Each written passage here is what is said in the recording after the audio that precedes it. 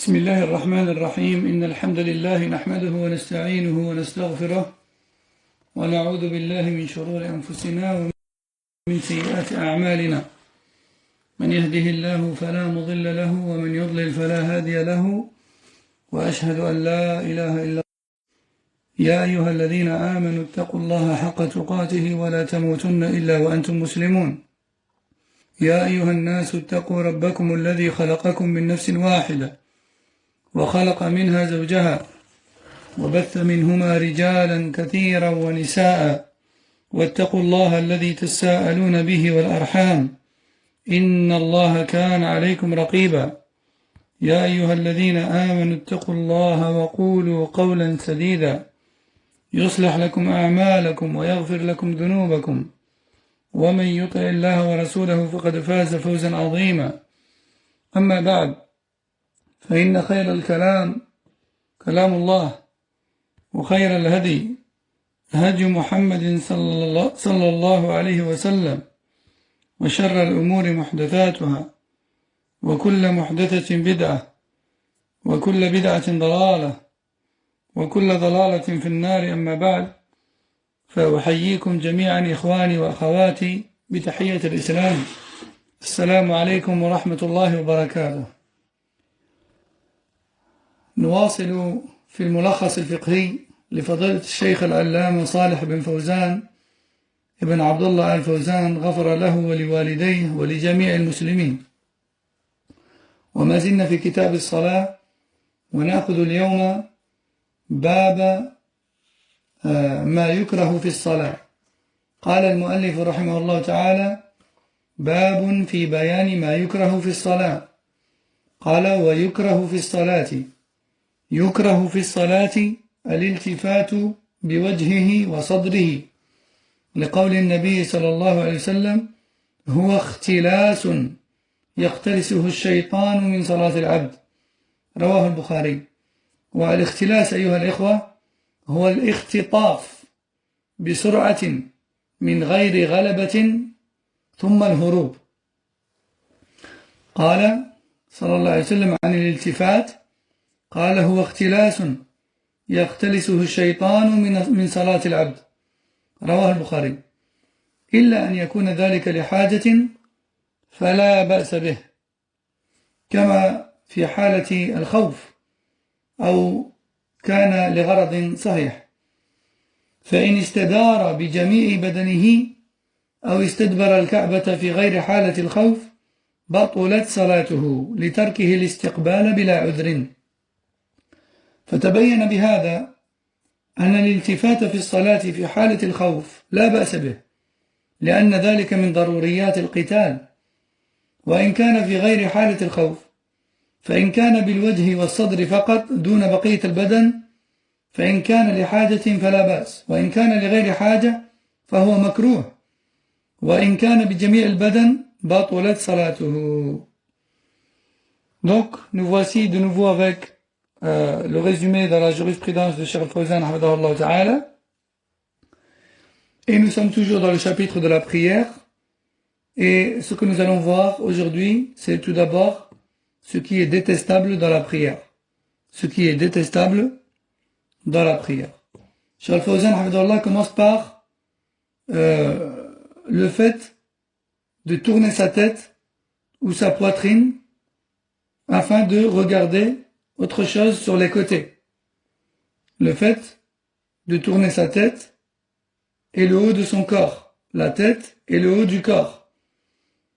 Et lorsque le prophète sallallahu alayhi wa sallam a été questionné là-dessus, il a dit: ceci est une façon pour le shaitan de faire diminuer la valeur de la prière du serviteur, et cela est comparable à un vol à l'arraché d'une partie de sa récompense.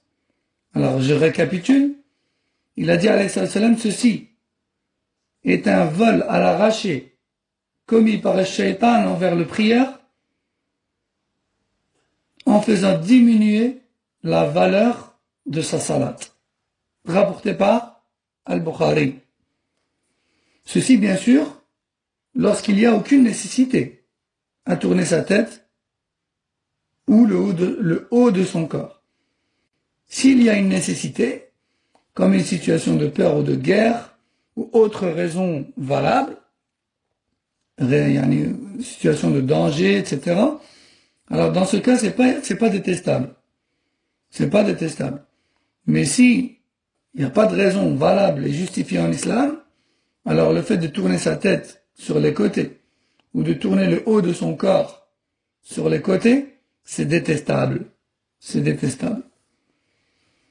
En revanche, si la personne se tourne totalement, c'est-à-dire le haut et le bas du corps, elle se tourne totalement, de sorte à ne plus être face à la Kaaba, face à la Qibla, et qu'elle n'est pas dans une situation de guerre, c'est-à-dire que c'est pas un soldat qui est en plein champ de bataille, par exemple, alors sa prière est nulle. Alors sa prière est annulée. Pourquoi?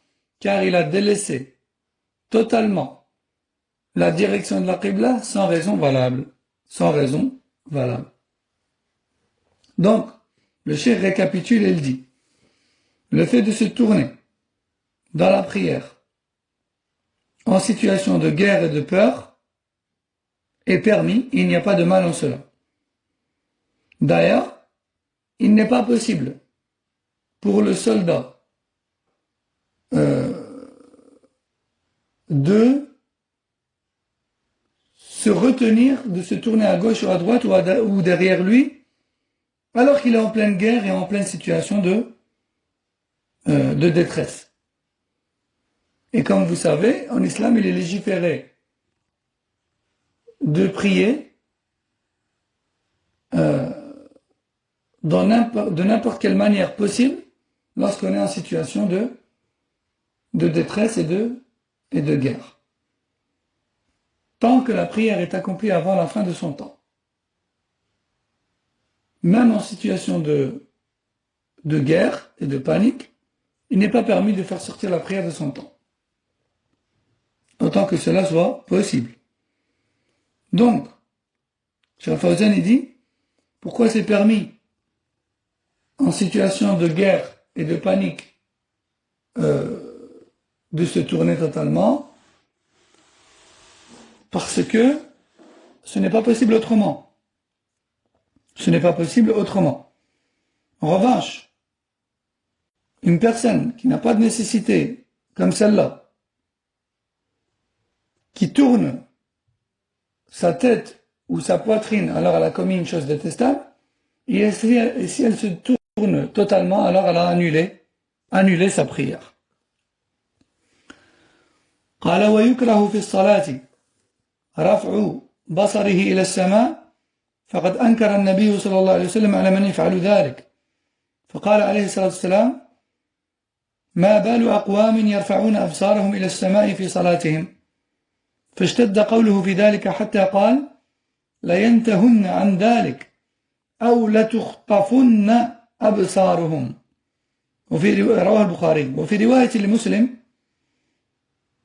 لينتهن عن ذلك أو لا ترجع إليهم أبصارهم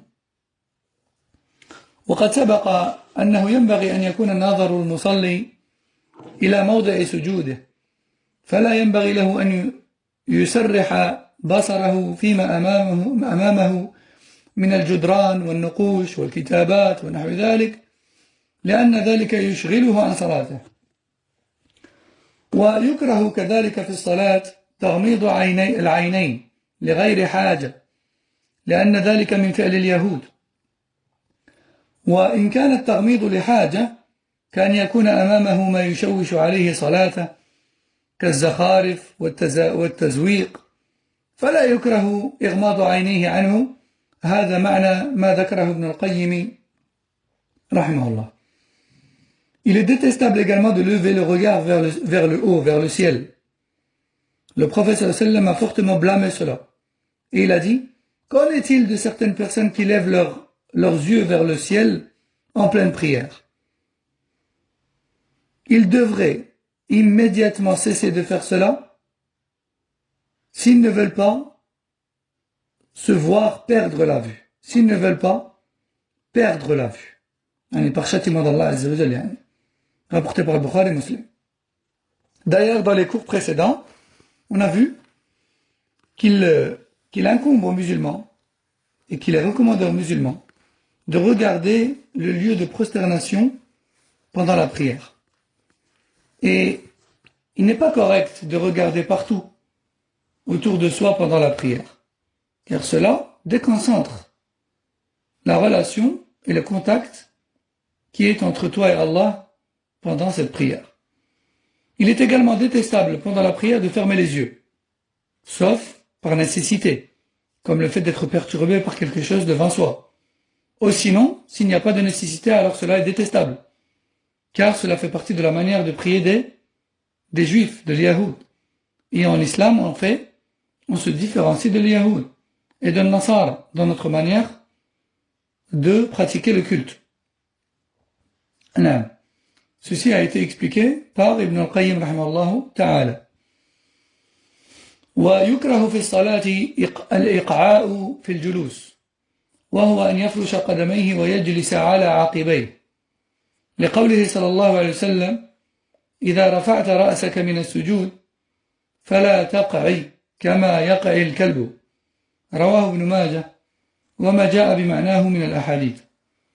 ويكره في الصلاة أن يستند إلى جدار ونحوه حال القيام إلا من حاجة لأنه يزيل مشقة القيام فإن فعله لحاجة كمرض ونحوه فلا بأس.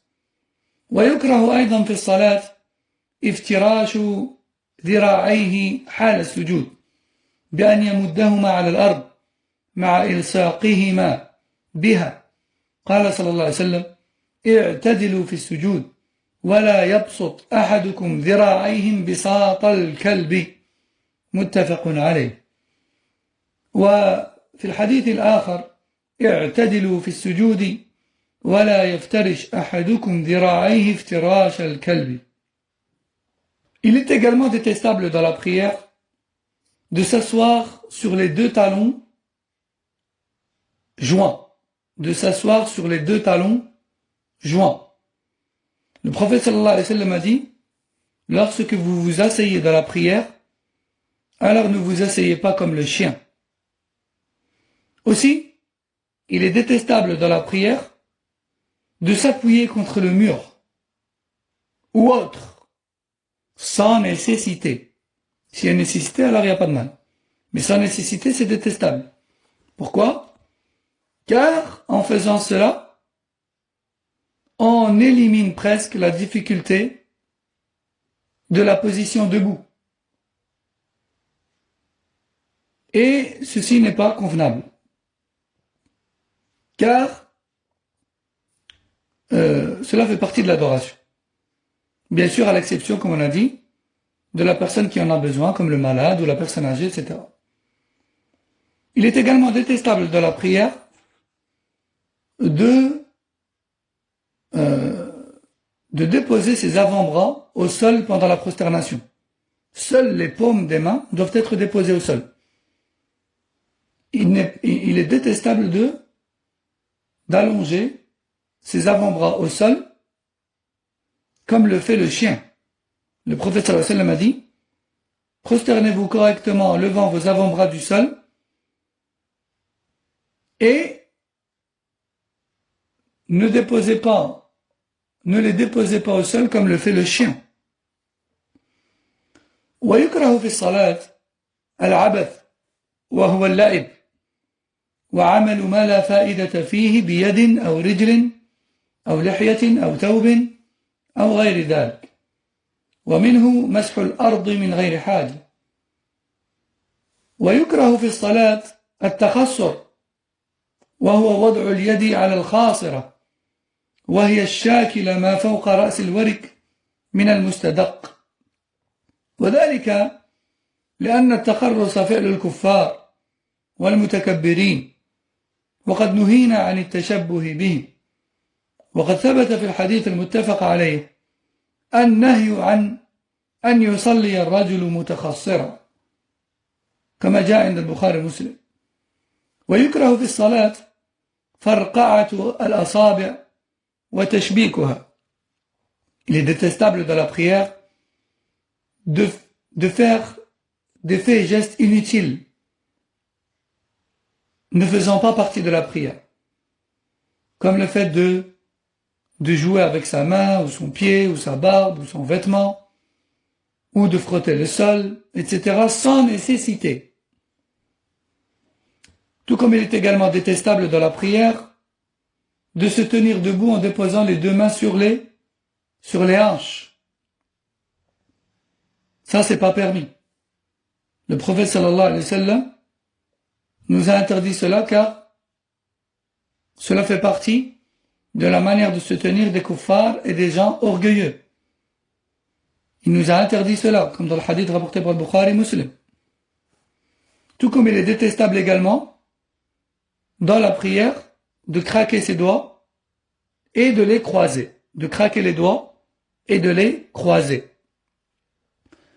ويكره أن يصلي وبين يديه ما يشغله ويلهيه لأن ذلك يشغله عن إكمال صلاته وتكره الصلاة في مكان فيه تصاوير لما فيه من التشبه بعبادة الأصنام سواء كانت الصورة منصوبة أو غير منصوبة على الصحيح ويكره أن يدخل في الصلاة وهو مشوش الفكر بسبب وجود شيء يضايقه كاحتباس بول أو غائط أو ريح أو حالة برد أو حر شديدين أو جوع أو عطش مفرطين لأن ذلك يمنع الخشوع وكذلك يكره دخوله في الصلاة بعد حضور طعام يشتهيه طعام يريد أن يأكله من جوع أو غير ذلك لقوله صلى الله عليه وسلم لا صلاة بحضرة طعام ولا وهو يدافعه الأخبثان يعني البول والغائط رواه مسلم وذلك كله رعاية لحق الله ليدخل العبد في العبادة بقلب حاضر مقبل على ربه. Il est détestable de prier devant quelque chose de distrayant, car cela va diminuer inévitablement la valeur de notre prière, dû au manque de concentration. Comme certains qui prient devant la télévision ou qui prient devant, par exemple, leurs enfants qui jouent, sans nécessité, bien sûr. Je ne parle pas des situations où il faut les surveiller, mais plutôt dans des situations où il n'y a pas nécessité à se tenir devant eux pendant la prière. Ou ceux qui prient maintenant dans des endroits où il y a du bruit ou autre, sans parler bien sûr encore une fois de ceux qui veulent pas rater 5 minutes de leur match de football et donc ils prient devant la télévision pour avoir un œil dessus. On se demande même si cette prière est valide. Al-Muhim, il est détestable de prier devant ce qui est distrayant. Tout comme il est également détestable de prier dans un endroit où il y a des représentations, des images, des photos ou autres. Et encore pire lorsque ces images sont devant nous dans la prière. Car il y a en cela une ressemblance aux polythéistes et idolâtres qui priaient devant leurs statues et représentations. Que ces images soient levées et exposées comme des cadres ou non. Que ces images soient exposées ou déposées. Peu importe. Il est également détestable de prier, plutôt d'entrer en prière, il est détestable d'entrer en prière tout en étant perturbé par un empressement d'aller aux toilettes ou encore en se retenant de faire un gaz ou encore en étant déconcentré par le froid ou la grande chaleur ou la soif ou la faim. Il faut veiller à ne pas devoir aller aux toilettes de façon pressée, bien sûr, ou ne pas se retenir d'un gaz, ou ne pas prier dans un endroit où il fait super froid, ou bien super chaud, et de ne pas entrer en prière en ayant soif ou en ayant faim. Car tout cela va causer un manque de concentration dans la prière. Il est détestable également d'entrer en prière alors que la nourriture que l'on désire manger est servie. Soit parce qu'on a faim, ou bien parce qu'on a envie de cet aliment ou de cette nourriture. L'un dans l'autre, on va y penser constamment dans la prière. Et ça va nous déconcentrer. Il est donc détestable d'entrer en prière en présence d'un aliment ou d'un plat de nourriture que l'on désire manger. Le prophète sallallahu alayhi wa sallam a dit, comme rapporté par Muslim, que aucun d'entre vous n'entre en prière en présence de nourriture, c'est-à-dire qu'il désire manger, ou bien en se retenant de l'urine et des selles. Et souvent on me pose la question, si j'ai quand même un peu envie d'aller aux toilettes, est-ce que je peux prier ou pas? Le hadith est clair. Le hadith parle des situations où on est pressé et où on se retient. Parce que quand on est pressé et quand on se retient, on ne va pas être concentré dans la prière. Et parfois il y a des gens qui sont victimes de waswas et d'insufflation démoniaque, qui se mettent à réfléchir, est-ce que j'ai bien fait mes ablutions? Peut-être que j'ai oublié Bismillah, peut-être que j'ai oublié de laver la main droite, peut-être que, mais réfléchis un peu, peut-être que quelque part tu as envie d'aller aux toilettes, peut-être que quelque part il y a un gaz qui va arriver. Ça c'est du waswas. Faut pas ouvrir cette porte. Parce que si vous ouvrez cette porte, vous n'allez plus jamais là. Vous allez la refermer péniblement. Vous allez la refermer péniblement. Non. Le prophète sallam a dit, lorsque vous êtes pressé, classe, on sait tous ce que c'est que d'être pressé. Oui. Tout ça dans le but, bien sûr, de se tenir devant Allah avec un cœur apaisé et concentré dans l'adoration. ويكره للمصلي أن يحض أو أن يخص جبهته بما يسجد عليه لأن ذلك من شعار الرافضة ففي ذلك الفعل تشبه به ولذلك فإن الشيخ حفظه الله لما سئل عن استعمال سجادات صغيرة للجبهة فقط أجاب بأن في ذلك تشبه بالروافض وأنه لا ينبغي. قال ويكره في الصلاة مسح جبهته وأنفه مما علق بهما من أثر السجود ولا بأس بمسح ذلك بعد الفراغ من الصلاة. ويكره في الصلاة العبث بمس لحيته وكف ثوبه وتنظيف أنفه ونحو ذلك لأن ذلك يشغله عن صلاته. والمطلوب من المسلم أن يتجه إلى صلاته بكليته ولا يتشاغل عنها بما ليس منها. يقول الله سبحانه وتعالى حافظوا على الصلوات والصلاة الوسطى وقوموا لله قانتين. فالمطلوب إقامة الصلاة بحضور القلب والخشوع والإتيان بما يشرع لهما وترك ما ينافيهما أو ينقصهما من الأقوال والأفعال لتكون صلاة صحيحة مبرئة للذمة ولتكون صلاة في صورتها وحقيقتها لا في صورتها فقط. وفق الله الجميع لما فيه الخير والسعادة في الدنيا والآخرة. Cheikh Al-Fawzan, nous dit, il est détestable de déposer quelque chose au sol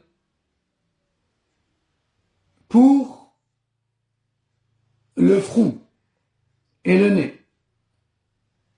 Dit autrement, de déposer une chose afin de se prosterner dessus. Afin de se prosterner dessus. Comme le font les rawafid, les chiites, qui prient sur des pierres et des cailloux. Il y a en cela une ressemblance à eux. C'est pour ça que Cheikh Al-Fawzan, lorsqu'il est questionné sur les mini tapis de prière pour le visage, uniquement pour déposer le visage au sol, il dit que cela est détestable car il y a en cela une ressemblance aux rawafid, qui déposent des objets au sol pour se prosterner dessus. Il dit aussi qu'il est détestable de